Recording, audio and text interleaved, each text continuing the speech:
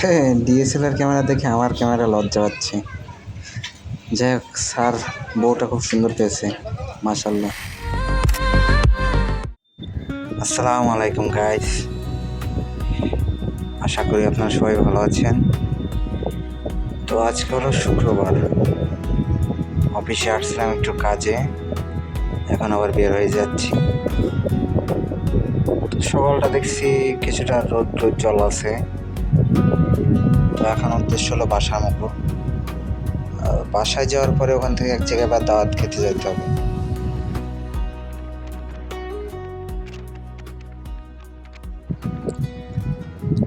গত কয়েকদিন ধরেই মনটা চাচ্ছিল যে কোথাও যে একটু বিয়ের দাওয়াত খেয়ে আসি। তো আল্লাহর কি রহমত, গতকাল রাতে একটা দাওয়াত পেয়েছি। অবশ্য বিয়ের দাওয়াত না, বউ ভাতের দাওয়াত। তো যাই হোক, এখন অফিস থেকে বের হলাম, এখন বাসায় যাব, যে গা গোসল ধুয়ে ফ্রেশ হয়ে আমাদের বাজারে আসবো। ওখান থেকে আমার স্যার যাবে আমার সাথে, দাওয়াতটা মূলত স্যারেরই। তো স্যার তার সাথে আমার নিয়ে যাচ্ছে। তো যাই দেখি কি আছে কপালে আজকে।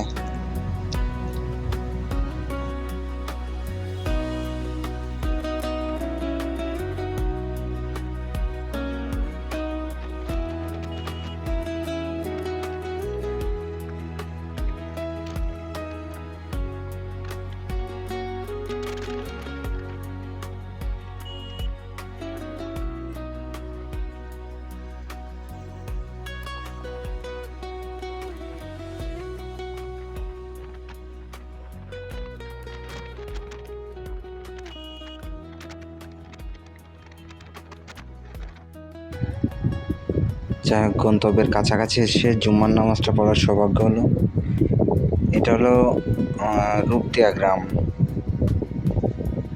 এটা যশোর চাষড়া হতে ভিতরে সারাপুর রোডে এই গ্রামটা।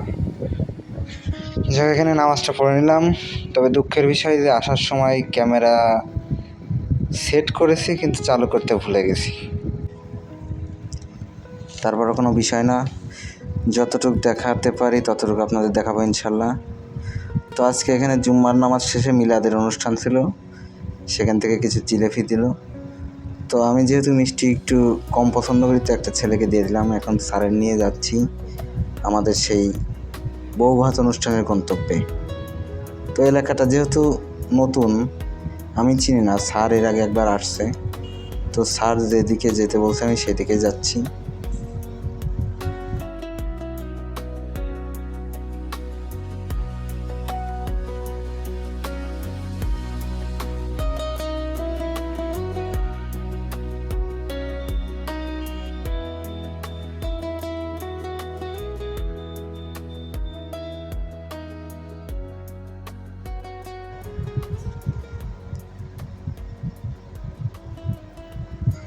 এখন যেহেতু ধানের সিজন, তো রাস্তার উপরে অনেকেই ধানের যে বিফলি বা বল যেটাই বলে, সেগুলো বিছাই দিচ্ছে শুকানোর জন্য। তো এইসব জায়গায় একটু সাবধানে চালানোর চেষ্টা করছি। আর রোডটাও একটু ভাঙাচোরা আছে, তো সাবধানে চালাচ্ছি। এখানে সুন্দর একটা স্কুল, আর স্কুলের পাশে একটা বট গাছ, সামনে দেখছি একটা মন্দিরও আছে। এই গ্রামটা যতদূর দেখছি সম্ভবত একটা হিন্দু প্রধান গ্রাম, অর্থাৎ এই গ্রামের অধিকাংশ অধিবাসী হিন্দু ধর্মাবলম্বী।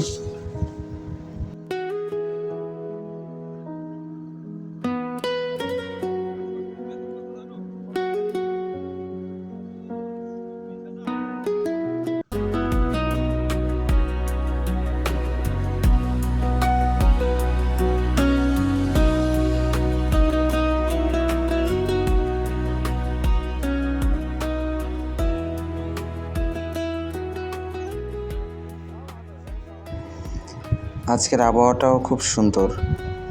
গতকাল রাতে আমাদের এদিকে বৃষ্টি হয়েছে, তো আমি হয়তো ভয় পাচ্ছিলাম যে যদি এরকম বৃষ্টি হয় তাহলে কালকে দাওয়াত খেতে যাওয়া হবে কি হবে না। তো আল্লাহর কি রহমত, যাক সকাল থেকে বৃষ্টি আর নেই। সকাল থেকে প্রচুর রোদ হচ্ছে, আর আকাশটাও পরিষ্কার আছে।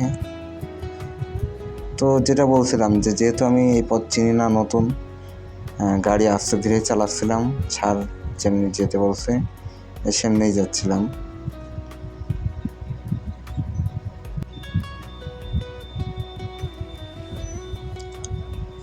যাক, আমি একটু ভুল করে সামনে চলে আসছি।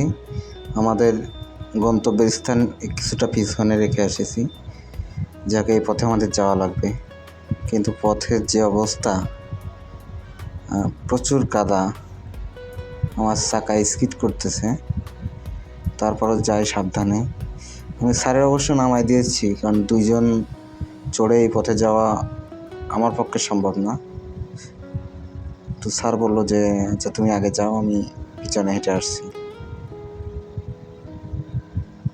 যাক, অলিগলি রাস্তা, স্যার তো বলে দিল যে এই রাস্তাতে সোজা যাও, গেলেই দেখতে পারবা যে বাড়িঘর তো সাজানো আছে, স্টেজ আছে। তো আমি সেই আন্দাজে যাচ্ছি, দেখি যেতে থাকি। যত দূর আসছি এলাকাটা আমার কাছে খুবই ভালো লেগেছে, প্রাকৃতিক দিক দিয়ে, পরিবেশের দিক দিয়ে খুবই সুন্দর একটি এলাকা। এখানে দেখছি একটা পুকুর, অনেকগুলো মাছ লাফালাফি করছে। এগুলো কি মাছ? এরকম মাটির বাড়ি গ্রামে অনেক দিন পরে দেখলাম।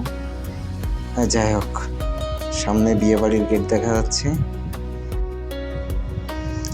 এখনও রান্নাবান্না চলতেছে, তো ভাবলাম আমি আর স্যার একটু বাইরের থেকে হেঁটে আসি।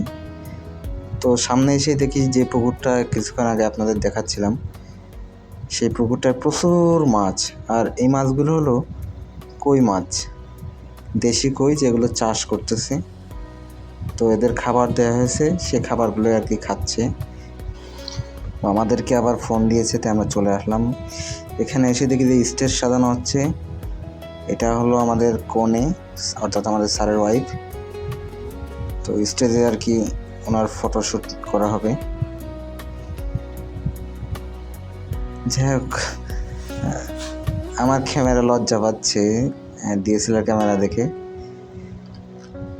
তো খাওয়া দাওয়া শেষ করলাম, শেষ করে এখন বিদায়ের পর্ব।